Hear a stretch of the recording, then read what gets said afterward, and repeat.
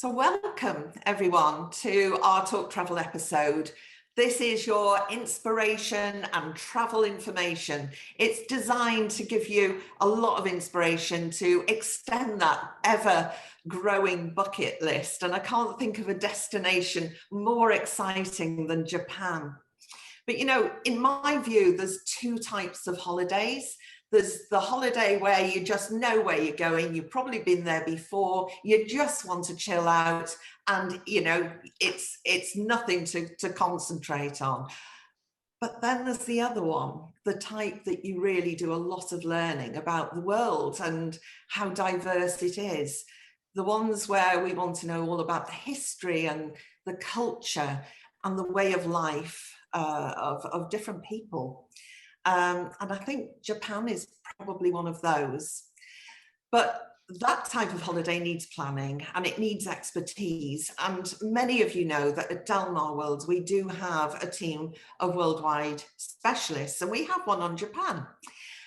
But it doesn't just end there. We really need to partner with some amazing tour operators. And what we tend to do with these specialist areas is to partner with tour operators who really know about the destination. They really specialize in that area. And so today, I am absolutely thrilled that Matt Spiller is joining us from Inside Japan. And he persuaded me yesterday, and he's the only one that's managed to extend our presentation time from 20 minutes to 30 minutes, because he's got so much to say on Japan. Isn't that right, Matt? Yep, there's lots to squeeze in today, so yeah, hopefully I can get it all done. But yeah, it won't even touch the surface of what Japan has got to offer, really. Well, thank you for joining us, and I'm going to pass it all over to you now. Thanks, Anne. Okay, let me just share my screen. Well, yes, thank you very much for having me here today. My name is Matt, and I'm from a company called Inside Japan Tours. And I lived in Japan for 3 years in a little town called Hagi on the south coast. And I was an English teacher in elementary school and senior high schools. And I had just the most amazing time living there, experiencing life in Japan. And then ever since then, I've been working for Inside Japan Tours. So what I'm going to do, I'm going to start off by showing you a short video about what you can expect from a trip to Japan.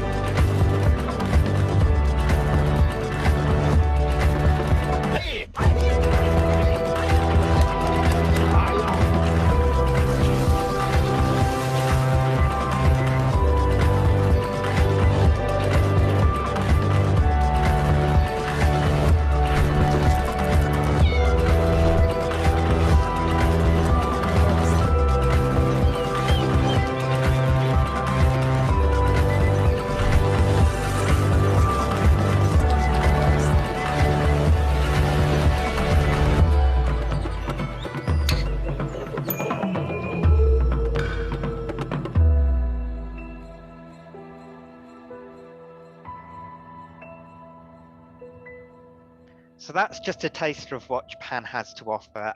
It really is the tip of the iceberg. I lived there for 3 years and I've been going back every year for pretty much since I've 12, 13 years, and I've still not seen and done everything I want to see in Japan. And it's all about the juxtapositions, the contrast of the old, the new, the cities, the rural. There's so much in Japan that is so conflicting and contrasting, and it shouldn't work, but somehow it does work. And it's just a fascinating place. So what I'm going to do now is I'm going to take you a little bit about the islands and geography of Japan. So there's just over 6,500 islands that make up Japan. So again, a lot to be exploring. 70% of it is mountainous. So all down the center is pretty much mountains, and then everyone lives on the coastline pretty much. It's about the same land mass as Germany and 30,000 kilometers of coastline to be exploring. So there's lots to be seeing and doing. And then in terms of population, there's 126 million people living in Japan, so about twice the size of the UK. And 35 million of them alone live in Tokyo. So Tokyo is just a ginormous city, about half the UK population living in Tokyo itself. So yeah, Tokyo, you could spend weeks there still exploring it and still not seen every different part of it.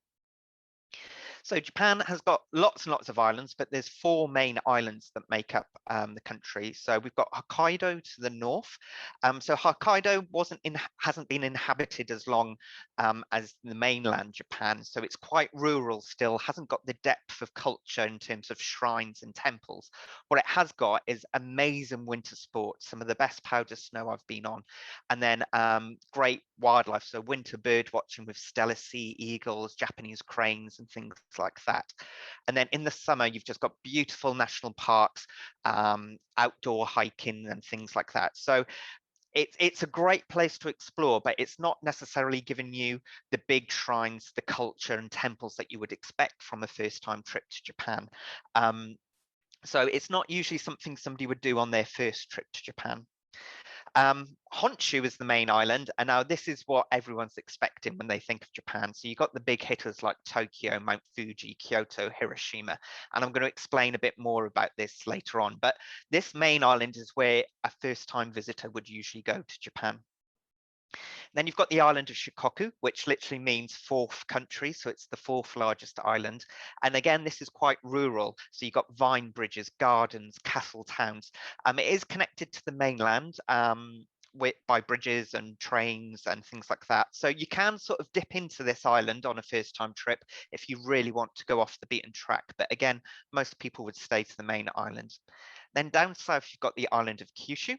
So Kyushu, a very volcanic island. I mean, all of Japan is volcanic, but this island in particular is quite volcanic. So you've got live volcanoes like Sakurajima, you can see there in Kagoshima. This statue is in Nagasaki, which is where the second atomic bomb was dropped. And at one point, all of the ports in Japan were closed off to the rest of the world, except for Nagasaki. Nagasaki still had traders coming in and out. So it's got quite a lot of Dutch influence and Chinese influence. So it's got a very different feel to other cities in Japan. But again, a lot of people wouldn't necessarily go there for a first-time trip. And then down south, you've got these group of islands called Okinawa, and these are subtropical all year round. We've got great beaches, snorkeling, scuba diving, and they're actually closer to Taiwan than they are to mainland Japan. So great for a little bit of relaxation at the end of a trip exploring the rest of Japan. But a word of warning, going down here does add a lot of cost to your trip. So it is quite expensive down there. So why would you want to go to Japan? Japan is unique. There are things in Japan that you will not see anywhere else in the world. And you've got these big iconic things like sumo, samurai, geisha, Mount Fuji, bullet trains. But I actually think it's all of the small things that Japan does differently that really makes up for a fantastic trip. They literally do everything differently, and all of it, every minute of every day you'll be seeing something new, and it's these things that we find our customers come back and talk about rather than the big iconic stuff. So taking a taxi, the taxi door will open and close automatically for you. all of these people, these are the staff that have just cleaned the bullet train, and then they come out and they bow to everyone waiting to get on the bullet train. And you can see everybody is waiting in an orderly queue to get on the train. You don't get that here in the UK. Everyone's just pushing and shoving to get on, but everyone waits exactly where you need to wait for the carriage. Then you've got toilets in Japan. As I was saying earlier, there's all of these contrasts. There's high-tech toilets, and then there's really low-tech, just hole in the floor toilets. And there doesn't seem to be anything in between. But these high-tech toilets, they've got heated toilet seats. They shoot jets of water from all different places.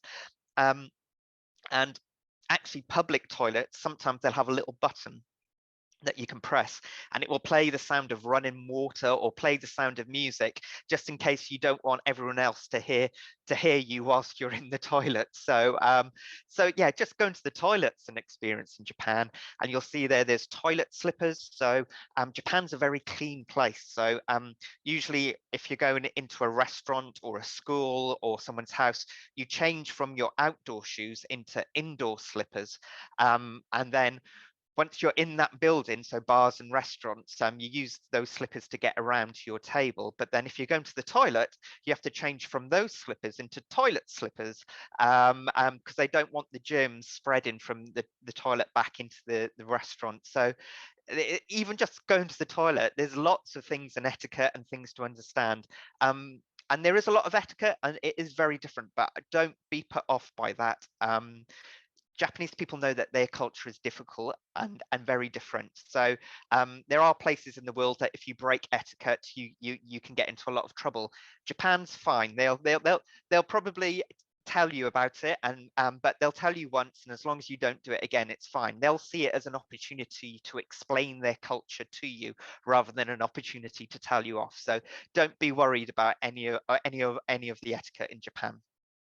But then you've got big, massive cities like Tokyo and Osaka, the second biggest city in Japan. And I love Osaka. It's one of my favorite places to go. And then, as I said, then you've got the contrast of national parks and mountains and beautiful scenery. Then another reason to go to Japan is the food. I mean, Japanese food has become really popular here in the UK, but it's nowhere as good as it is in Japan. If you like Japanese food over here, it will be a million times better over there. And it's not just raw fish and sushi. There's indoor barbecues, noodle soups, Japanese chicken skewers, savory pancakes, curries. There's so much to Japanese food, not just raw fish. So even for the fussiest eater, my sister was 13 when she came to Japan, and she was really fussy at that point, and we still managed to find lots of food that she loved. Then you've got amazing wildlife. You've got the snow monkeys, flying squirrels, Japanese bird life. Quite often in places like Nara, you've got tame deer just walking around the place. And then there's just beautiful gardens wherever you go. So this is Kenrokuen Garden in Kanazawa. But even people's front gardens are immaculate and really, really beautiful. Then you've got hot spring baths. As I said earlier, Japan is very volcanic, and there are hot springs literally everywhere you go. And it's part of Japanese life, going to the onsen, as they're known. So it's just every town, every village will have their own hot spring. So you usually go along maybe once a week, or if you want to treat yourself, you'll go away to a hot spring resort for the weekend or a traditional inn with hot springs.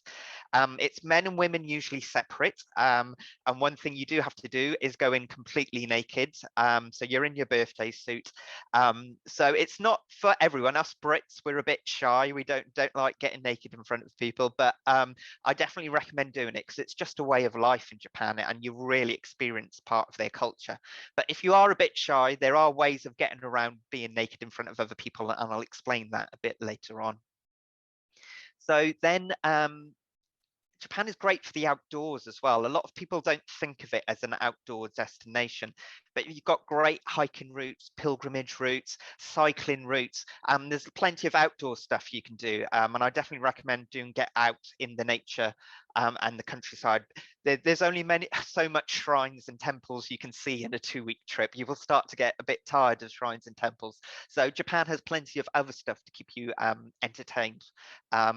including amazing art. So you've got traditional art, the Japanese woodblock prints with the hokusai wave, or you've got modern art. So this pumpkin is by a Japanese artist called Yayoi Kusama, and she's actually had lots of famous work in the Tate Modern in London this year as well. And this is on an island called Naoshima, and the whole island is dedicated to modern art. So you've got great world-class museums, and then also statues and outdoor sculptures and arts installations throughout the island. So there's lots for art lovers as well. And then the Japanese pop culture is just makes Japan a really fun, exciting place. So you've got all of this beautiful traditional Japanese culture, and then that's just mashed together with all of this modern pop culture with the manga and anime cartoons, computer games, and things like that. So Japan's a really fun, vibrant place to be. But what I would say is, like, Japan, it's the people that really make it. They're so proud of their culture. They love their culture. And they want you to love it as much as they do. So they're very welcoming of tourists, and they just want to share their culture with you. And they're so kind and friendly and really go out of their way to look after you. So who's Japan for? I'd say it's a destination for literally anyone, solo travelers, families, couples, and that's because Japan is safe. It's got one of the lowest crime rates in the world. You quite often see kids like this walking home by themselves. Yeah, it's a very, very safe place. So I wouldn't discourage anyone from going to Japan. So a question we're often asked is, when is the best time to go? And literally, Japan is an all-year destination. Any time of the year you can go and enjoy Japan. The most popular time is spring. So March to May is springtime. I'd say the temperatures are really, really comfortable. In March, it's probably around the mid-teens. Into April, then you're starting reaching up towards the late teens, and then May you're in the 20s up to 30 degrees. So a really comfortable time to be in Japan. The cherry blossoms, they're at the end of on the main. All of the seasons I'm talking about now are on the main island. If you go on different islands, they can differ a bit. But end of March, so the last 2 weeks of March and the first 2 weeks of April, I would say are the best times to see the cherry blossoms on the main islands. It all depends on the weather. We can't guarantee it. But if you've got a 2-week trip over the end of March, start of April, you will probably see cherry blossoms at some point. But it is the most expensive time to be in Japan, and it's the busiest time to be in Japan because the Japanese also love the cherry blossoms. So yeah, it's busy, but busy for a reason, because it is just so beautiful and there's cherry blossoms everywhere. Then summer is June through to September. I'm not going to lie, summer is hot and humid. So if you are flexible, I would say maybe avoid the summer months just because it is really, really hot. But if I know people are restricted to the school holidays, but it's still a good time to go. Every town and festival will have it. Every town will have its own summer festival with dance parades, lantern parades, fireworks. So it is a fun time to be in Japan. And July and August is the only time that you can actually climb Mount Fuji. So there are benefits to summer, even though it is hot and humid. Then autumn. This is my favorite time to be in Japan. Their autumn is slightly later than ours. So if you want to hit peak autumn leaves, I'd say November is the best time to go. And it's just as beautiful as the cherry blossoms. Really beautiful reds, oranges, and yellows literally everywhere you go. So I really love autumn, and it's still quite warm at that time of year as well. And then winter, December through to February, it's a cold, crisp winter, not like a damp winter we get here in the UK. Really clear blue skies, and it's the quietest time to go to Japan and the cheapest time to go to Japan. But not many people do go, because if we're escaping British winter, we usually want to go somewhere a bit hotter than home. But Japan in winter is great.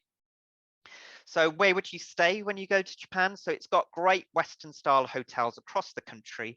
And I'd say in the big cities, stay in a Western style hotel, because you're going to be out exploring most of the day anyway. So you don't want to spend lots of money on your accommodation when you're not actually going to be there that much.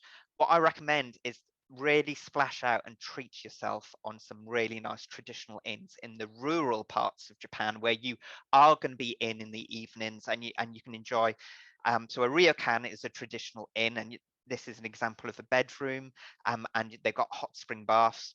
And then this is a minshuku, which is slightly more basic than a ryokan inn, run by a family, usually only 4 or 5 bedrooms, and bathroom facilities are usually shared. So it's great for one night, but maybe not more than that. Then you've got chukubo, which are temple lodgings. So just like a ryokan traditional inn, put onto the next to a temple, and you can get up in the morning and watch the monks do their morning prayers. And then you've got traditional accommodation, machiya, which are renovated townhouses that you can have entirely to yourself.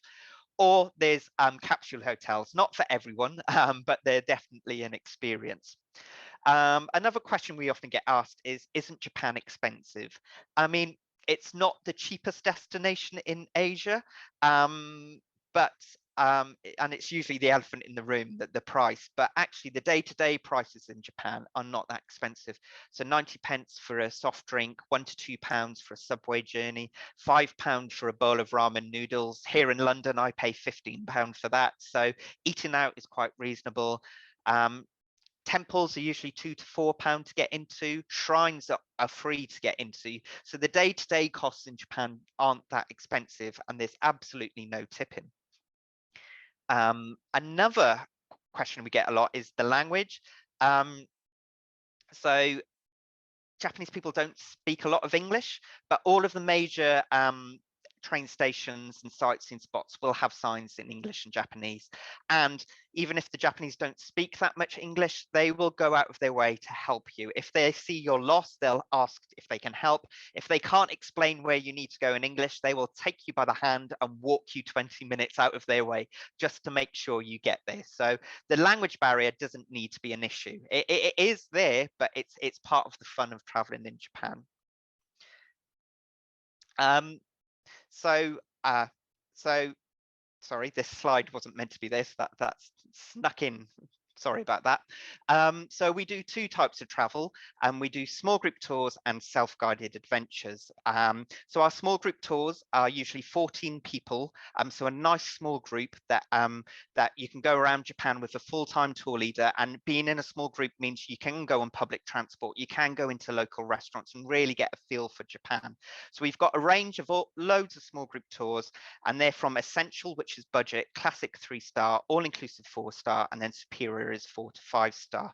And great first-time tours or regional tours or seasonal tours. So just let Delmar World know what kind of level of accommodation you want to stay in, and what time of year you want to go, and they'll be able to match up a tour for you. Just to give you an idea of prices, so these prices are not included international flights, that's extra on top.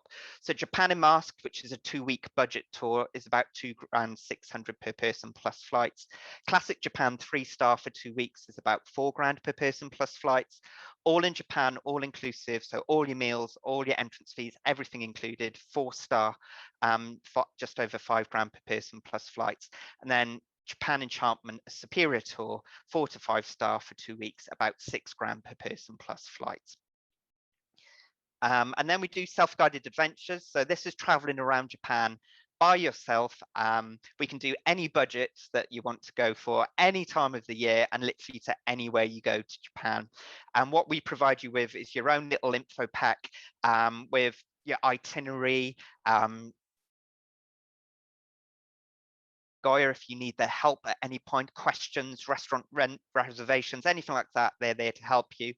All of your journeys, if you've got trains in English and Japanese, so you can get to a station and point, and people will know what train you're trying to get on. And the same for your accommodation, maps and addresses in English and Japanese. So we really make sure we look after you and help you get around Japan successfully by yourself. So you can do a small group tour or a self-guided adventure. And what I'm going to do now is I'm going to take you through a self-guided adventure of what you can expect from 8 nights 8 nights in Japan on Japan's Golden Route. So this is the good classic start to a trip in Japan, and then you can add extra destinations on afterwards if you want to spend more time. So you've got Tokyo for 3 nights, then down to Hakone for 2 nights, and then down to Kyoto for 3 nights. So I'm going to take you through day by day what you can expect. So day 1, maybe have a private transfer into the center of the city across the Rainbow Bridge. Maybe start at the Gate Hotel. So check in at the Gate Hotel, a great 4-star hotel right in the center of Tokyo.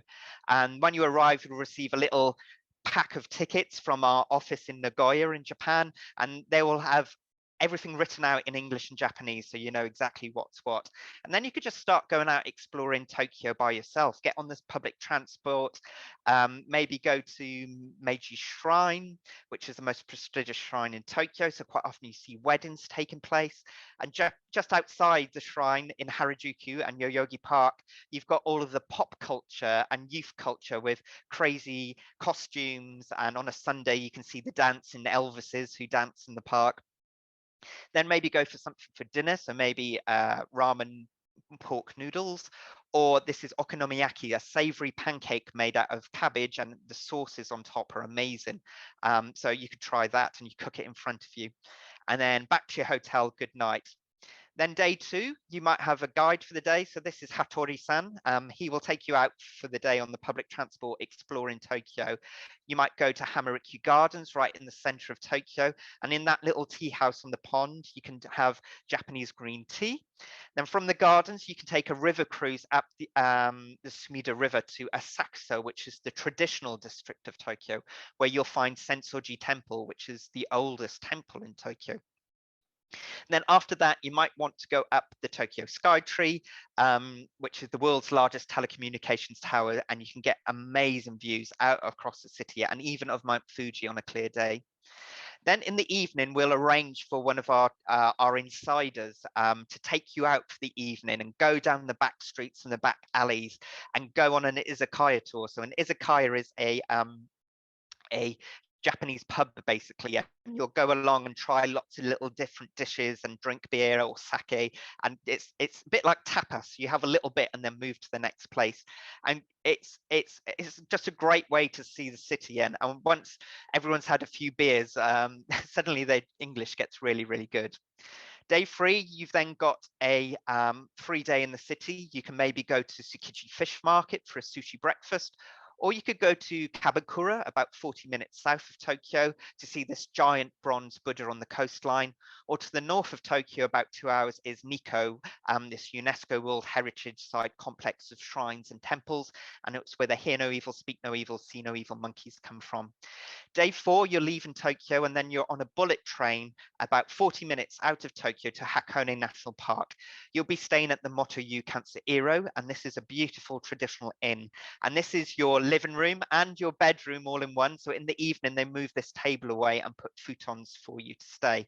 And out the back of your room, you've got your own private hot spring bath. So some traditional inns do have private hot spring baths attached to your room on a balcony or in a little garden. So that is one way of getting around naked, being naked in front of other people. You can start exploring the national park. So it's got an outdoor sculpture museum with works by Picasso surrounded by all the mountains. And then you're back at your ryokan in the evening for a kaiseki dinner. And this is what usually your meals are included at the ryokan, and it's just course after course of cooked fish, raw fish, cooked meat, rice, vegetables. There's so many different courses. It's just a really special experience. Then after that, futons on the floor and you're saying goodnight.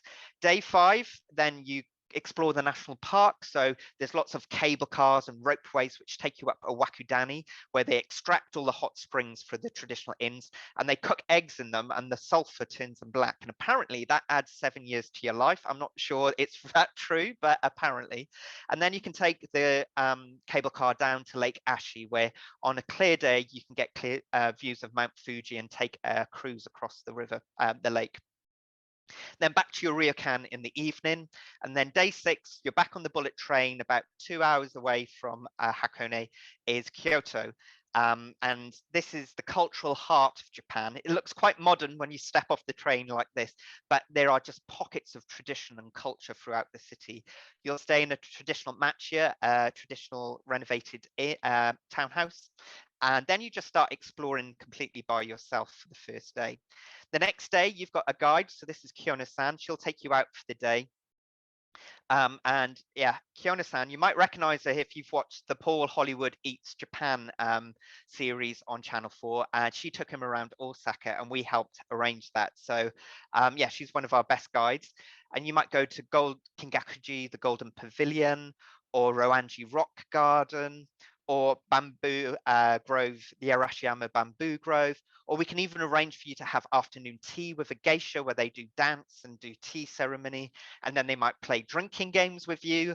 They're really good at the drinking games, so they never lose and you end up getting quite drunk.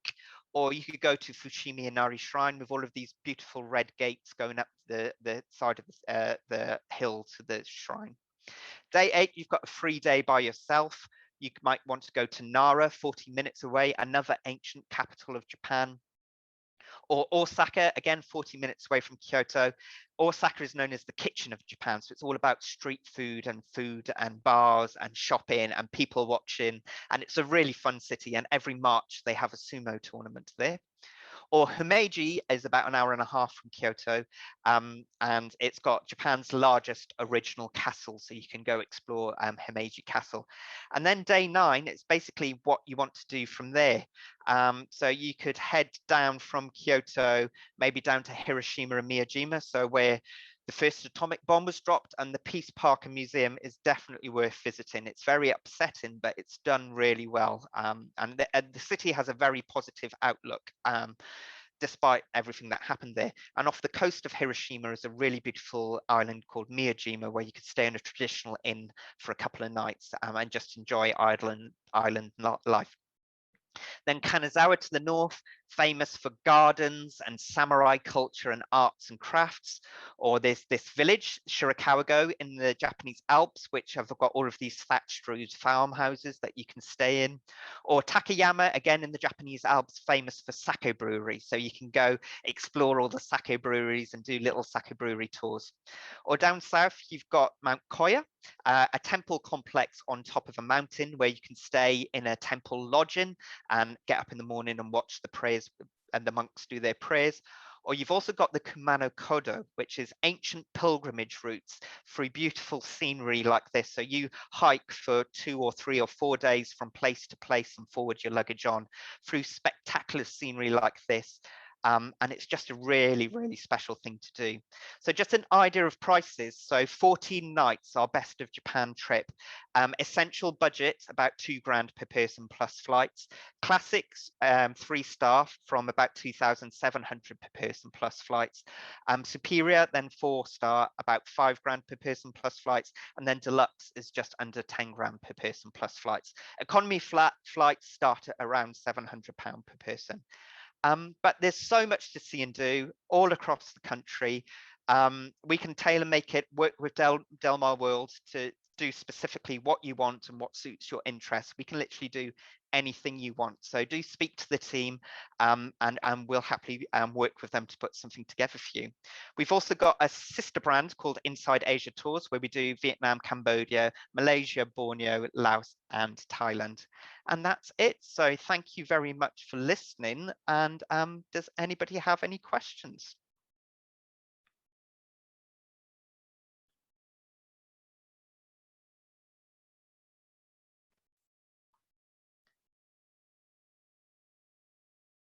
Okay, I think Anne's just, yeah, there we are.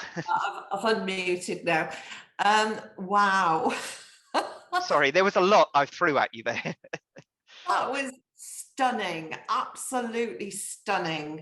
And I, you know, normally I've got a load of questions for you, but you know, you've covered the time of year, you've covered flight costs, a little bit of an introduction there on the levels of accommodation. I mean, wow, that was just fabulous. And I knew I wanted to go, but I'm absolutely sold. Thank you so much, Matt. No worries. Now, let me just see if we've had any questions at all. I mean, I have got to say this, and I'm not going to name the client at all, but he's with us today, and he told me about the toilets in Japan. And, you know, I mean, apparently they have bought them since they've been home because they are so stunning. I thought it was hilarious, but the fact that you brought it up in your presentation as obviously part of the cultural experience, that's amazing. Yeah, Fantastic. it is like I do miss my Japanese toilet. I do miss it quite a lot. And it's a weird thing to be talking about toilets, but yeah. But it seems to me, because we actually did have, well, we've had a few of our staff that have been out to Japan, and one person came back and she said, "Do you know what? It's changed the way I look at life. I mean, it's changed the way I approach the sort of stress in my life." She learned a lot from the culture, and the more she was there, the longer she was there, the more she realized that there was a lot to learn. So Yeah, I I think get it. yeah, I think so. Japan, they just do everything differently, and they're so trusting and friendly. And you will find that you'll come back from Japan and think, why can't we do it like they do it? Basically, it's like this. There's also a lot of things that you think, oh my God, why do they do it like that? I don't quite understand it. But even like ticket barriers at train stations. So over here, the barrier is closed. You put your ticket in, then it opens. Yes. Barriers over there are open, so they're more trusting, and it's already open, but if your ticket doesn't work, then it closes. So there's just little things like that. They just do things differently, and they're more trusting, and yeah, it's just amazing.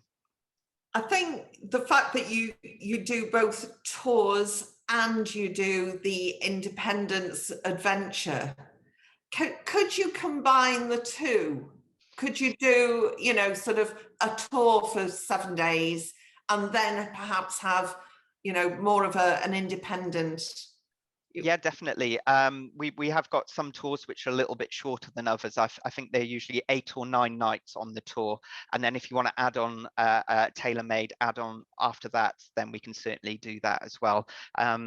Yeah, the tour is great because you've got a full-time tour leader, and everyone who's there is probably experiencing Japan for the first time as well. So there's this excitement on tour that you're all experiencing it together. So that's what's great about being on a small group tour. But then Japan is very safe and easy. Everything works like clockwork. The trains are on time. So actually going off and exploring by yourself is also very easy as well. So yeah, we can combine the two and do a mix of the two, no problem. Yeah. Now I have had a question about the tours. So is it a multinational nationality? Is it on your tours? Does it tend to be multinationality, different languages? It tends to be predominantly English speakers, but sometimes people who maybe English is their second language. But I'd say our company started in Bristol, so we're predominantly a British company. So there are a lot of Brits on our tours, but we've also got offices in America and Australia as well. So it tends to be a mix of Australians, British and Americans, and then some others as well thrown into the mix. So it usually is a Well, good mix we of people. kind of speak the same language, don't we, as the Americans, kind of, and the Aussies. So we'd get by on that, I'm sure. And I think it does add to that sort of worldwide feeling when you're with people from all over the world. That's great. Yeah. So again, I was going to ask you about safety, but you've covered that. So what I'm going to do is to just say to you, I've noticed, and I'm not sure if you have too, but of course, because we deal with worldwide destinations, we're finding that people are sort of homing in on next year for their big journeys, and that the availability isn't quite as good because people who've missed out, they've booked for next year. So for the cancelled holidays that have gone on through the last sort of 16 months, there's been a bit of a backlog and people are booking now for 22 and 23. How far ahead are you booking? And what are you seeing in terms of people committing to availability next year? Yes, so we I've already, like you said, so our customers from 2020 and 2021 the majority of them have rebooked for 2022. So that's a lot of pent-up demand already booked for next year. So availability can be a bit tricky. And also the Japanese people, as I said in my presentation, love traveling their own country. So you're not only competing against international tourists, you're competing against domestic tourism as well. So it's definitely pays to book in advance for Japan because of that. And we're also seeing a lot of customers, they're even if they haven't booked yet, they said as soon as the borders open and allowed, we're definitely going to be do it. So I think there is going to be a rush at some point. So for our small group tours, we're booking right throughout 2022. So any of our small group tours you can book into 2022. We haven't done 2023 yet, but for your tailor-made, we can do right through 2022 and 2023. So people are planning ahead. So yeah, it pays to plan for Japan, especially if you want to get good guides and experiences. Then the sooner you do it, the better. It's not just the accommodation. Yeah, thanks for that, Matt. One of the other sort of comments that I've had and question, did I hear that you shouldn't tip in Japan? Yeah, and I think you did mention that in your presentation, because So we get a bit sort of tetchy about this. We don't want to tip and we shouldn't, but then we don't want to not tip. And if we tip, we don't want to under tip or over tip. So how does that work? I hate tipping. It's not the fact that I hate the tipping, it's I just don't know what shall I do. So after living in Japan for years when there was no tipping, I really struggled with it traveling around Europe and America. I'm just like, I don't know what to do. So it's not in their culture. Everybody does their job because it's their job. Everyone's proud to have a job, no matter what it is, and they do their job to their best ability. And again, that's a really refreshing thing. So they don't expect anything in return. Everyone is paid a decent salary in Japan.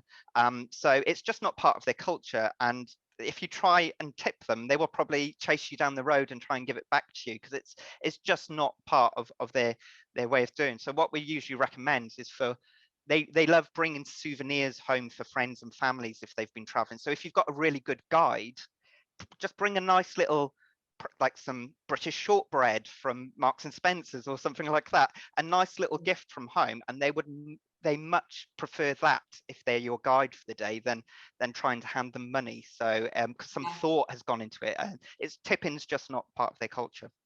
Yeah, no, I get that. That's incredible. I've just had one more question about theatres, throughout Japan and the theatre experience.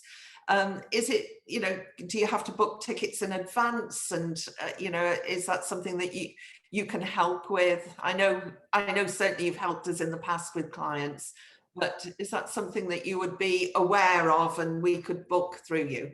Yep, certainly any kind of performance or experience like that, we can book for you. So if you're looking at traditional Japanese theatre, you've got no theatre, which is very slow, and then you've got kabuki theatre as well. Now it's a great experience, but sometimes these can go on for hours, and even as someone who understands Japanese a bit, it can get a bit tedious. So there are some theatre experiences that we can actually just book you to go in just for one act, so you don't have to stay for the full thing, and you get the experience of that, and then you can leave after just one act, because if you're there for the whole thing, you've got most of your day is gone and you've got no idea what's going on. So we can certainly recommend what to go to and provide tickets for that, or if you want something a bit more modern and different, we can do that as well. Right, well, thank you for that. I think, unless anybody's got any last minute questions, then I think we have come to the end of our questions. So thank you, Matt. Really wonderful presentation and a great introduction to Japan. And if anybody's got any questions or they want to know more or they'd like a brochure, then do contact us. Most of you are aware that our Gresford office is open. We're presently open from 10 until 4 and by appointment only on a Saturday. Although I suspect that's going to change quite quickly because travel appears to be opening up a little bit. So fingers crossed that we're going to have a little bit more clarity in the days and weeks to come. So all that remains is for me to say next week we are joined by, well, it's a special one actually next week. We're joined by our new member of staff.